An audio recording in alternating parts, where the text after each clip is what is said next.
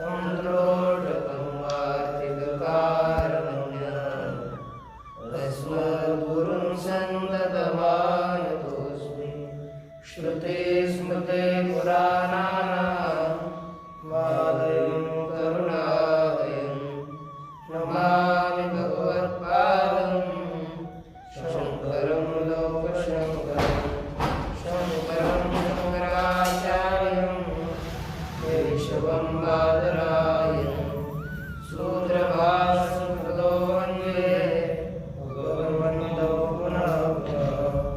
ईशो गुरुरात्मेति मूर्तिभेदविभागिने व्योमवद्व्याप्तदेहाय दक्षिणामूर्तये नमः।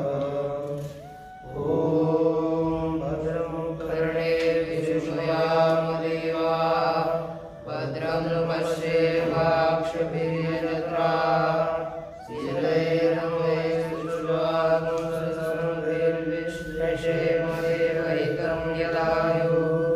स्वस्ति न इन्द्रो वृधश्रवाः स्वस्ति न पूषा विश्ववेदाः स्वस्ति नस्तार्क्ष्यो अरिष्टनेमिः स्वस्ति नो बृहस्पतिर्दधातु। ॐ शान्ति शान्ति शान्तिः। श्री भगवान पांडुरंग परमात्मा श्री ज्ञानोबराय जगद्गुरु तुकाराम महाराज श्री संत एकनाथ महाराज आदि गुरु श्री शंकराचार्य इत्यादि सब संतों के अलौकिक हेतु की अकारण करुण ऐसी कृपा से उपनिषदों के विचार के प्रसंग में मांडव्य उपनिषद के तृतीय अद्वैताख्य प्रकरण का विचार वर्तमान काल में चल रहा है। इस विचार में यह जो सृष्टि है उस सृष्टि के विषय में ये सृष्टि है कैसे, भेद है कैसे, वास्तविक उत्पत्ति से पहले ये जो कर्म कांड में जीव का भेद बताया वो भविष्य वृत्ति से गौण है, वास्तविक है नहीं, यह कहा। अब सृष्टि की प्रतिपादक जितनी भी श्रुतियां हैं उन श्रुतियों में शब्द शक्ति के वश अधीन होकर ही सृष्टियादि भेद दृष्टि है, सृष्टियादियों की भेद दृष्टि है। इसलिए अद्वैत की अनुपत्ति होगी, क्योंकि शब्द ने साक्षात भेद बताया, इसलिए सृष्टियादि भेद दृष्टि विद्यमान होने से अद्वैत की सिद्धि नहीं हो सकती। इसी की शंका लेकर के दृष्टांत से बताते हैं कि मृल्लोह विस्फुल्लिंगाद्यैः सृष्टिर्या चोदितान्यथा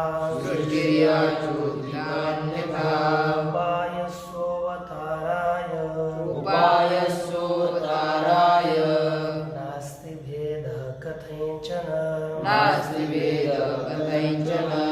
काकि मृल लो विस्फुलिंगाद्यैः या अन्यथा सृष्टि चोदिता सह अवताराय उपायः कथंचन भेदः नास्ति।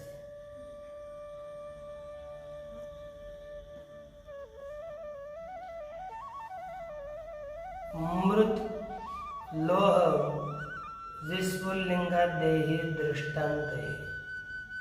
जैसे मृत्तिका लोह और विस्फुलिंग। मृत्तिका से जैसे घड़े की उत्पत्ति होती है, लोह पिंड से जैसे हंसी तलवार इत्यादियों की उत्पत्ति होती है, विस्फुलिंग से अग्नि से जैसे चिंगारियों की उत्पत्ति होती है, इत्यादि दृष्टांतों के द्वारा अन्यथा या अन्यथा सृष्टि चोदिता। इन दृष्टांतों से जो भिन्न भिन्न प्रकार की सृष्टि बतलाई गई, क्यों अलग अलग तरह से सृष्टि की उत्पत्ति बताई? कहते सह अवताराय उपाय, वो तो केवल आत्मस्वरूप में अपने बुद्धि के प्रवेश के लिए वह उपाय बताया गया। किसी न किसी उपाय से बुद्धि का प्रवेश आत्मस्वरूप में हो, यही एक उपाय, उसी के लिए यहाँ पर सृष्टि अनेक प्रकार से बताई गई है। नास्ति भेदः कथंचन, वस्तुतः भेद है ही नहीं। यहाँ पर हो सके तो यहाँ पर देख लीजिए, अलग रीति से भी इस श्लोक का व्याख्यान किया है। टिप्पणी में बोलते हैं कि श्लोक का अन्य रीति से व्याख्यान पहले जैसा है वैसा हम देखेंगे, और भाष्य होने के बाद अलग रीति का व्याख्यान देखेंगे। यानी नहीं तो पहले भाष्य का ही समझ में नहीं आ जाएगा, फिर दूसरा ही होगा। तो देख लीजिए भाष्यकार जी क्या कहते हैं। ननु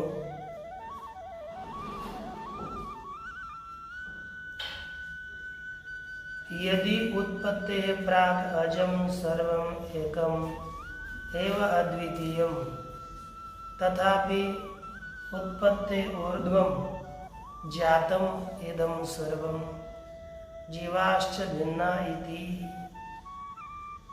कहते हैं यदि उत्पत्ति से पहले प्राक् अजं सर्वम, सभी अज है। अज अर्थात सब कुछ जन्म रहित है, एक है, अद्वितीय है।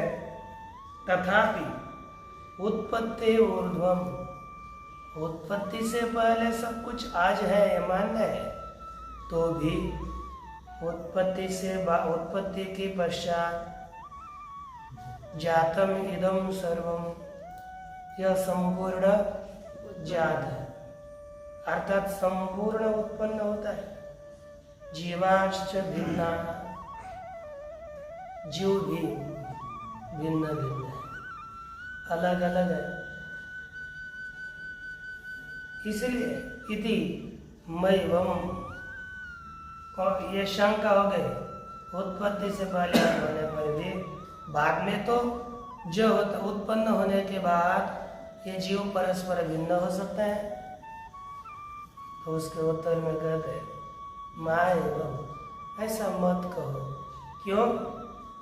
अन्यथा अन्यार्थत्वात् उत्पत्ति श्रुति नाम, ये जो उत्पत्ति प्रतिपादन करने वाली श्रुतियां है वो कैसी है? अन्यर्थ है, अर्थात इसका अलग ही तात्पर्य है। ये वेद के प्रतिपादन में नहीं है, लेकिन जो आगे जाकर के श्रुतियां, निषेध श्रुतियां आती है, द्वैत का निषेध करने वाली श्रुतियां है, नीति नीति इत्यादि, तो ये श्रुति निषेधिका हो गई। लेकिन निषेध करने के लिए कोई ना कोई चाहिए कि नहीं? निषेध्य पदार्थ है तभी कोई श्रुति निषेध करेगी। इसलिए ये जो श्रुतियां हैं वह श्रुतियां निषेध्य का समर्पण करने के लिए, निषेध्य समर्पिका यह श्रुति है। इसलिए अद्वैत श्रुतियों की ये शेषभूत है। अद्वैत प्रतिपादन करने वाली श्रुतियां मुख्य श्रुतियां हैं और उनमें निषेध्य पदार्थ का समर्पण कराने वाली यह उत्पत्ति श्रुति है। क्योंकि शास्त्र का एक ओघ ही है आध्यारोपापवादाभ्याम निष्प्रपंचोयम प्रपंचते शिक्षाणां बोध सिद्ध्यर्थम तत्वज्ञे कल्पिता क्रमः। कि पहले अध्यारोप करो फिर उसका निषेध करो, अपवाद करो। उस अपवादांति जो बचेगा वही वास्तविक तत्व है। इसलिए अद्वैत तत्व बोधिका जो श्रुतियां हैं वे श्रुतियां जो निषेध करती है, उस निषेध के में जो निषेध्य पदार्थ चाहिए उस निषेध्य पदार्थ के समर्पक रूप से ये अद्वैत श्रुतियों की शेष ये श्रुतियां बन जाती है। इसलिए ये श्रुतियां निरर्थक नहीं है, सार्थक है। अन्यार्थत्वात् उत्पत्ति श्रुति नाम, उत्पत्ति श्रुति ये शेष निषेध्य समर्पक है। इसलिए ये अद्वैत श्रुति के ही शेष है, यही अर्थ है। पूर्वम अपि परिवृत एव अयम दोषः, और पहले भी इस दोष का परिहार किया गया है। श्रुति के विरोध का दोष, श्रुति विरोध, उसका खंडन पहले भी किया गया। अब आगे कहते हैं कि स्वप्न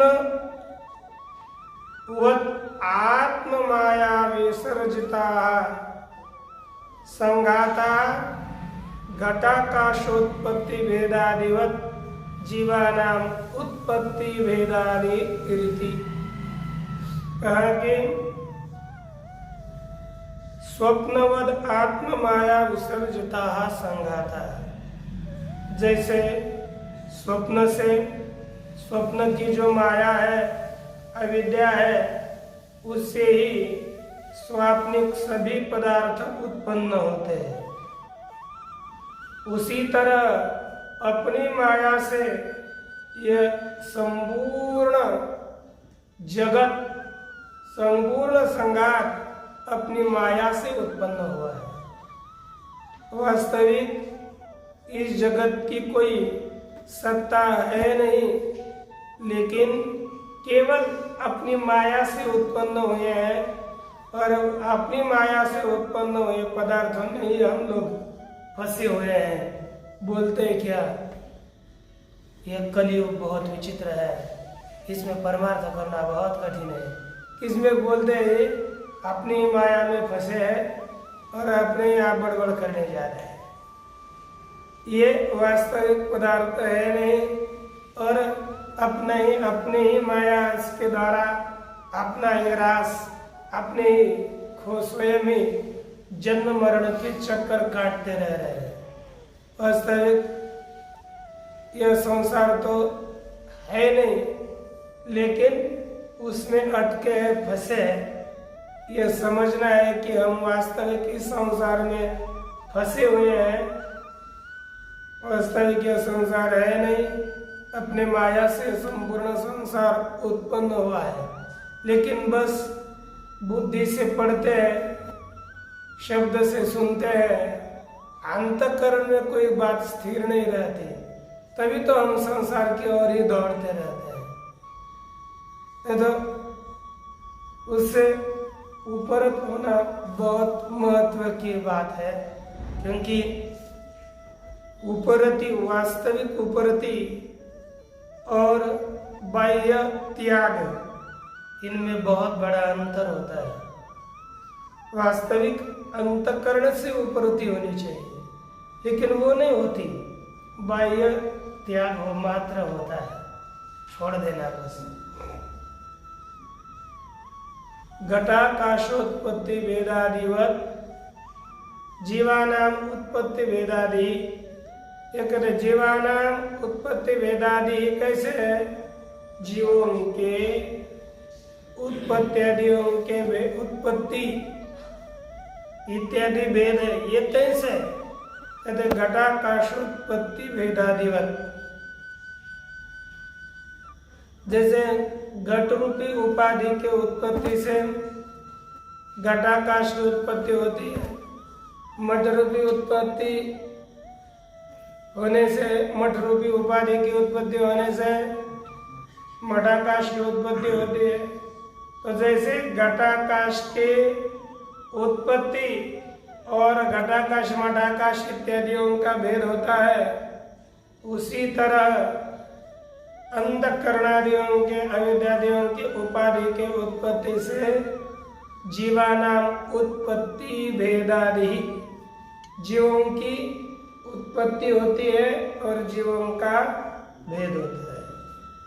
इत एव उत्पत्ति वेदादि श्रुतिभ्य आकृष्य यह पुनरुत्पत्ति श्रुतीनाम ऐदम्पर्य प्रतिपादयिष्या उपन्यास।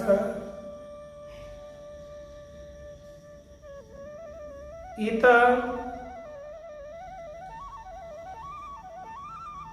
इससे ही उत्पत्ति वेदादि श्रुतिभ्य, इससे क्या सिद्ध होता है? इत एव इससे ही उत्पत्ति श्रुति और भेदादि श्रुति, उत्पत्ति पूर्वक वेद का प्रतिपादन करने वाली जो श्रुतियां हैं, उन श्रुतियों से आकृष्य अर्थात उससे ही निष्कर्ष लेकर यह यहाँ पर क्या बता रहे हैं? उत्पत्ति श्रुति नाम, उत्पत्ति का प्रतिपादन करने वाली जो श्रुतियां हैं, उन श्रुतियों में ऐदम्पर्य प्रतिपिपादयिष्या, अर्थात इदम तात्पर्य, ऐदम्पर्य अर्थात वे श्रुतियां इस तात्पर्य वाली है, इस प्रतिपादन करने की इच्छा से यहाँ पर उपन्यास उसी तात्पर्य, यानी उन श्रुतियों का ब्रह्मात्मैक्य में ही तात्पर्य प्रतिपादन करने की इच्छा है। इस हिसाब से पुनरुपन्यास, पुनः उसी द्वैत का निषेध करके अद्वैत का प्रतिपादन करने जा रहे हैं। कहते हैं कि मृल्लोह विस्फुलिंगादि दृष्टान्तोपन्यास ही सृष्टिरिया चोदिता प्रकाशिता।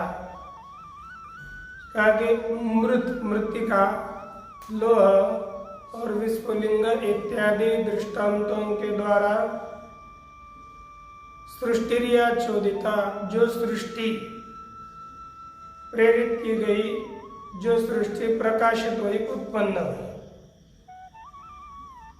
अन्यथा च सर्व सृष्टि प्रकार है, वह सृष्टि के उत्पत्ति का प्रकार अलग अलग प्रकार का है, अन्य प्रकार का है।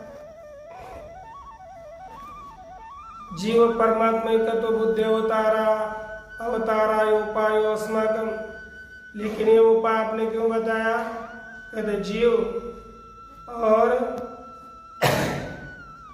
परमात्मा की जो एकत्व बुद्धि है, जीव और परमात्मा एक है, इस बुद्धि का अवतार करने के लिए, इस बुद्धि को अवतरित करने के लिए, उत्पन्न करने के लिए अयम अस्माकम उपाय, यह हम लोगों का उपाय है। जीव और परमात्मा इन बुद्धि की एकता सिद्धि हो जाए। कौन सी? जीव परमात्मा बुद्धि के एकता के सिद्धि के लिए, एकता के अवतार के लिए यहाँ पर यह उपाय दिया है। यथा प्राण संवादे वागाद्यासुर पाप्म वेदाख्यायिका कल्पिता प्राण वैशिष्ट्य बोधावतारा है। जैसे कहते हैं कि प्राण संवाद अर्थात इंद्रियों का संवाद है। देवासुर संग्राम आपने बृहदारण्य के आरंभ में देखा है। देव और असुर इनका संवाद हो जाता है और बाद में ये पाप से एक दूसरे को भी विध डालते हैं। ये जो कथा बताई गई, वागाद्यासुर पाप्म वेदाद्या आख्यायिका, पाप संबंध कराने वाली जो आख्यायिका की कल्पना करी। ये क्यों करी? तो सभी इंद्रियों में प्राण के वैशिष्ट्य के ज्ञान को अवतरित करने के लिए, प्राण के श्रेष्ठत्व के ज्ञान के अवतरने के लिए ये सब आख्यायिका बताई। ये एक प्राण जब निकलने लगा तब सब इंद्रियां व्याकुल हो उठी, है ना, इत्यादि इत्यादि। ये केवल प्राण की श्रेष्ठता बताने के लिए यह आख्यायिका आरंभ की है। तद अपि असिद्धमिति चेत, लेकिन वह भी असिद्ध है। यदि ऐसा कोई कहेगा तो उत्तर देते हैं न।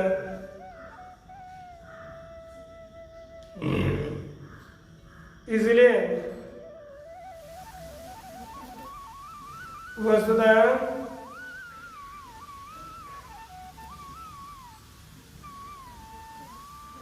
सृष्टि का भेद होने के कारण प्राण समान सृष्टि और अन्य उत्पत्ति श्रुतियां हैं, वे सभी निरर्थक है। तो उसी के विषय में कहते सिद्धांत न, यह आपका कहना ठीक नहीं, क्योंकि यह सभी श्रुतियां वेद के प्रतिपादन में तात्पर्यवती है, यह नहीं कह सकेंगे, क्योंकि शाखा वेदेषु अन्यथा अन्यथा च प्राणादि संवाद श्रवण। प्रत्येक शाखा, वेद की एक अलग शाखा गई तो इंद्रियों का संवाद अलग है, पर फिर संवाद में एकता नहीं है। शाखा वेदेषु, भिन्न भिन्न शाखाओं में अन्यथा अन्यथा च प्राणादि संवाद श्रवणात्, अन्यथा अतिरिक्त अलग अलग रीति से प्राणादियों का संवाद सुना गया है। यदि संवाद परमार्थतः परमार्थ एवं एक रूप एवं संवाद सर्व शाखासु अश्रोष्यत्। यदि कहते कि संवाद परमार्थिक ही होता है, इंद्रियों का वास्तविक होता, तो परमार्थ एवं बुद्ध तो एक रूप एवं संवाद है, इसलिए एक रूप ही संवाद होता, उसका संवाद का स्वरूप एक जैसा ही हो जाता। सभी शाखाओं में एक जैसा संवाद होता है ना, एक जैसा ही संवाद अश्रोष्यत् सुना जाता, विरुद्ध अनेक प्रकार नाश्रोष्यत्, विरुद्ध अलग अलग प्रकार से संवाद न सुना जाता। श्रूयते तो यदि देखो एक जैसे वस्तु का प्रतिपादन करना है तो उसका प्रतिपादन एक जैसा होना चाहिए। भिन्न भिन्न प्रतिपादन हो और हम बोले कि नहीं ये वास्तविक पदार्थ है, ऐसा नहीं होता। प्रतिपादन भिन्न भिन्न तरह से हो रहा है अर्थात वो वस्तु वास्तविक नहीं है। ये भिन्न अनेक प्रकार विरुद्ध अनेक प्रकार से श्रवण नहीं होना चाहिए था, लेकिन सुना तो जाता है। तस्मात् तादर्थ्यम संवाद श्रुति नाम, इसलिए उन संवाद श्रुतियों में तादर्थ्य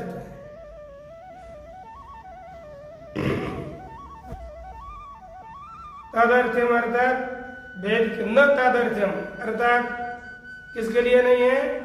परमार्थ के लिए ये संवाद श्रुतियां पारमार्थिक वो प्राण आदि है, यह प्रतिपादन करने के लिए संवाद श्रुतियां नहीं है।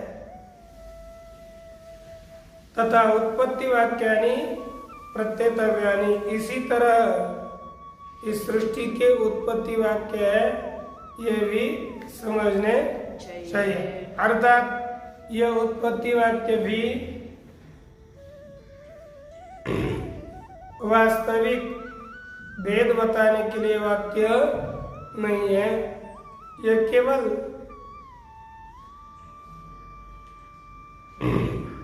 यह यहाँ पर सृष्टि का अलग अलग रीति से प्रतिपादन करके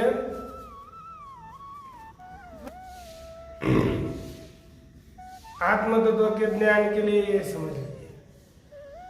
कल्प सर्ग भेदात संवाद श्रुतीनाम उत्पत्ति श्रुतीनां च प्रतिसर्गम अन्यथात्वम इति चेत्, कहते कि कल्प भेद है। क्या है? कल्प भेद, सृष्टि भेद है।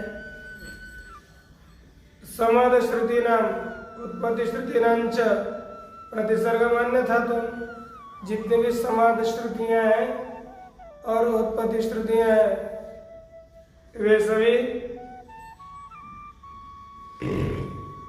प्रत्येक सर्ग में अन्यथा अन्यथा है। प्रतिसर्गम अन्यथात्वम इति, प्रत्येक सर्ग में अलग अलग स्वरूप वाले हैं। इति से यदि ऐसा कहेंगे तो उत्तर देना है ना। कल्प भेदात संवाद श्रुति नाम उत्पत्ति श्रुति नाम प्रतिसर्गम अन्यथात्वम, कल्प भिन्न भिन्न है, इसलिए संवाद श्रुतियां और संवाद श्रुति अर्थात ये प्राणों का संवाद बताने वाली, इंद्रियों का संवाद बताने वाली श्रुतियां और जगत की उत्पत्ति बताने वाली श्रुतियां, ये प्रतिसर्ग इनमें भेद है। प्रत्येक सर्ग में श्रुति अलग अलग है, इसलिए वास्तविक समझो तो सिद्धांत उत्तर देते ना, निष्प्रयोजनत्वात् यथोक्त बुद्ध्यवतार प्रयोजन व्यतिरेक। यथोक्त अर्थात पूर्व में बताया गया बुद्धि का अवतार है ना। यथोक्त बुद्धि अवतार अर्थात जीव ब्रह्मैक्य बुद्धि के अवतार से अतिरिक्त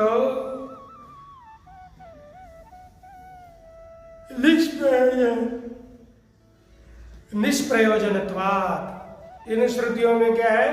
निष्प्रयोजनत्व है।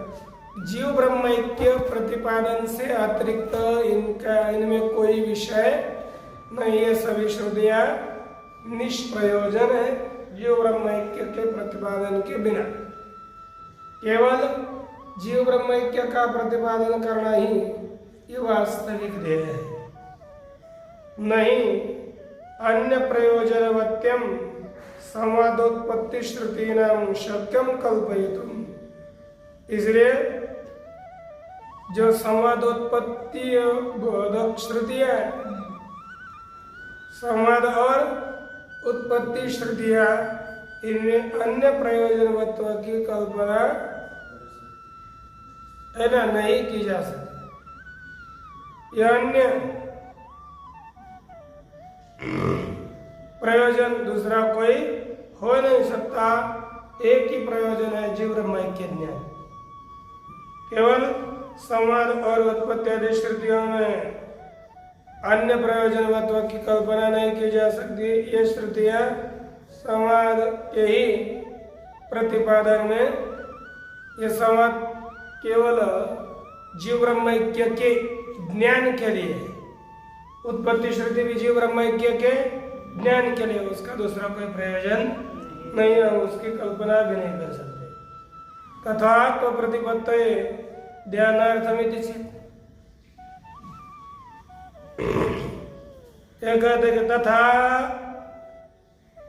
तथा तो प्रतिपत्तये,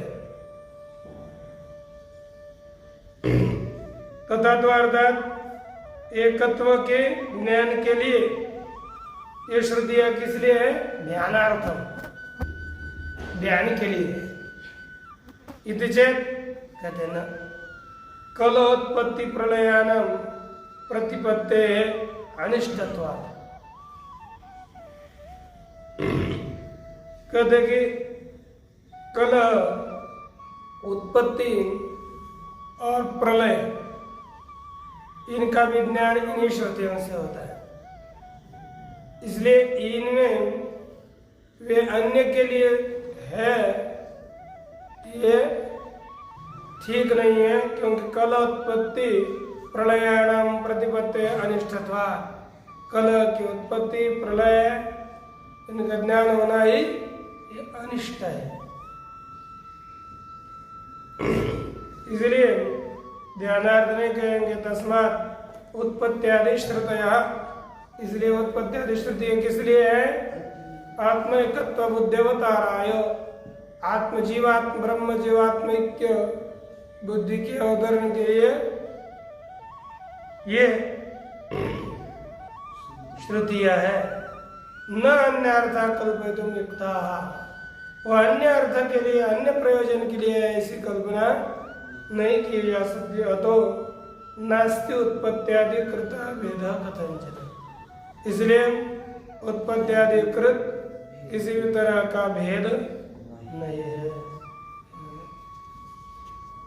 ये जो उत्पत्ति श्रुतियां हैं और संवाद श्रुतियां हैं, वे किस लिए?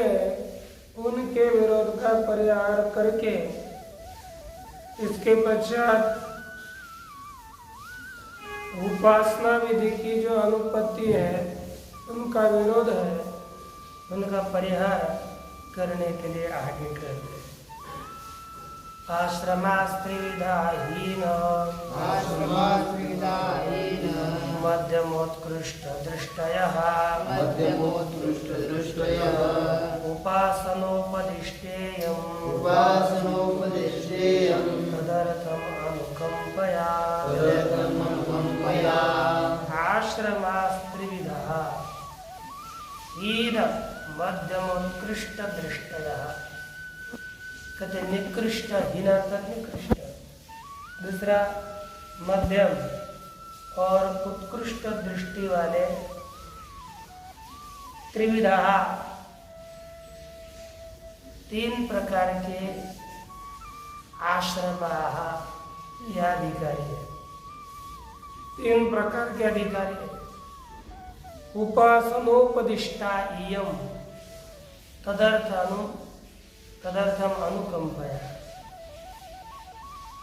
कहते अनुकंपा से जो अतिशय दयालु वेद है, उस वेद ने कृपा करके अनुकंपा से तदर्थम इयम उपासना उपदिष्टा, उसके लिए अर्थात मंद और मध्यम दृष्टि वालों के लिए किसका उपदेश किया? ये उपासना, इस उपासना का उपदेश किया। कैसे? अर्थात कर्म और उपासना जो बताई गई, वो उन्हीं के लिए इनका उपदेश है। अब देखिए भाष्य में क्या कहते हैं। यदि पर एव आत्मा नित्य शुद्ध बुद्ध मुक्त स्वभाव एक परमार्थ सन। कहते यदि परमात्मा ही नित्य शुद्ध बुद्ध मुक्त स्वभाव वाला होता हुआ परमार्थतः एकम एवा द्वितीयम, परमार्थतः एकम एवा द्वितीय ब्रह्म है कि नहीं। इत्यादि श्रुतिभ्य असद अन्यत, इत्यादि श्रुतियों से परमार्थतः एक ही ब्रह्म है तो बाकी सब असद है। तो किमर्थम इयम उपासना उपदिष्टा, इस उपासना का उपदेश क्यों किया, उसका कारण क्या है। आत्मा व अरे द्रष्टव्य, यह आत्मा अपहत पात्मा। मैत्रेय के याज्ञवल्क्य जी कहते आत्मा का ही दर्शन करना चाहिए। यह जो आत्मा है वह अपहत पापादियों से रहित है। सकृतम कर्वेत, विषय की संकल्प करे। आत्मा इत्योपासित इत्यादि श्रुति, आत्मा है ऐसी उपासना करनी चाहिए इत्यादि जो श्रुतियां हैं, इत्यादि श्रुतियों से केवल इस उपासना का उपदेश के योग क्यों किया। कर्माणि च अग्निहोत्रादीनि, और कर्मों का भी निरूपण किया, अग्निहोत्रादियों का, इसका भी निरूपण क्यों किया। तो उसके उत्तर में कहते हैं श्रृणु तत्र कारणम, उसमें जो कारण है क्या है सुनो। कहते आश्रमाः आश्रमिनः अधिकृता, आश्रमीन एक जो अधिकृत है ना, वर्णनश्च मार्गदाः, जो त्रिवर्ण के अंतर्गत आते हैं, ऐसे वर्णी और मार्ग में ही गमन करने वाले।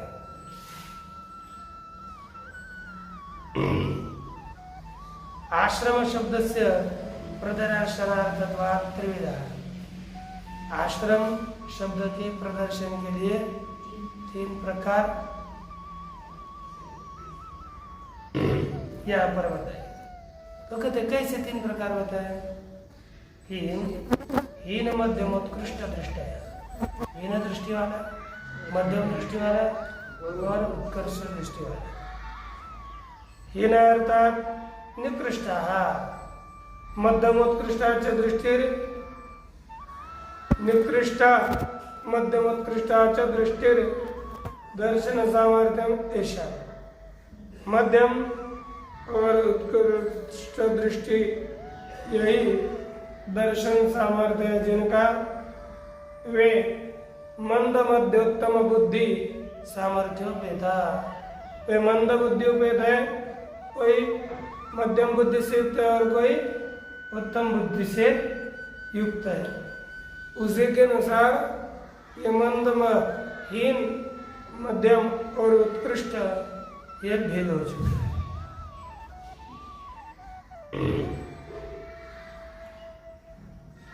उपासनोपदिष्टायम तदर्थम मंद मध्यम दृष्ट्याश्रमाद्यर्थम कर्माणि च न आत्मा न च आत्मा एकैवाद्वितीय इति निश्चितम्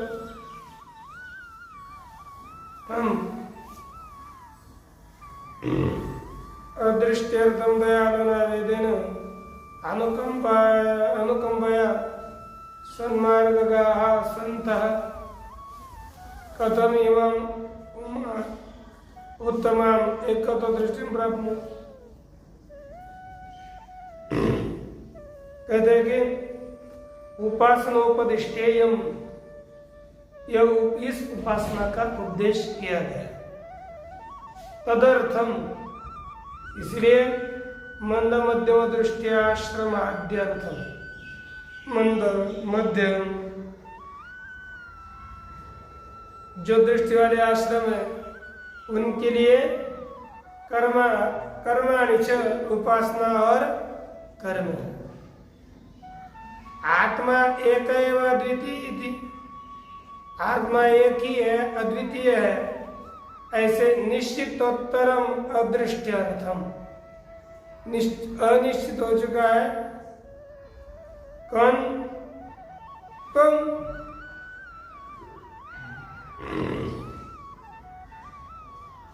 निश्चितोत्तरम, निश्चितोत्तम,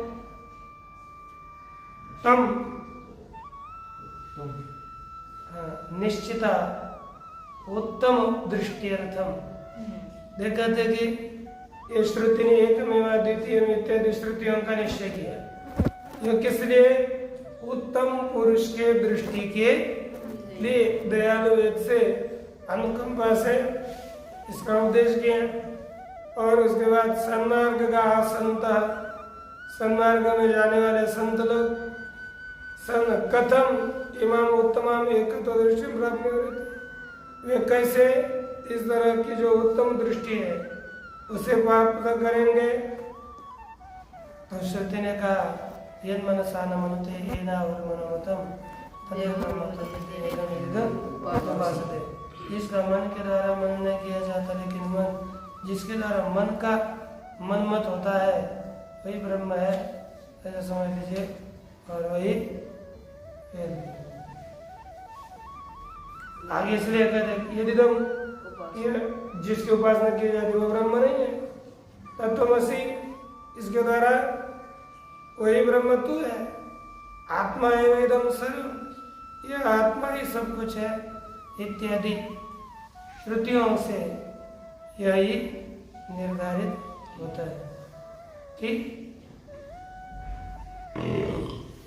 वास्तविक ये ब्रह्म ही है और ये बस वेदानुकंपा से कुछ ना कुछ सामान्यतः प्रतिपादन करता है। बाकी विषय बाद में। ओम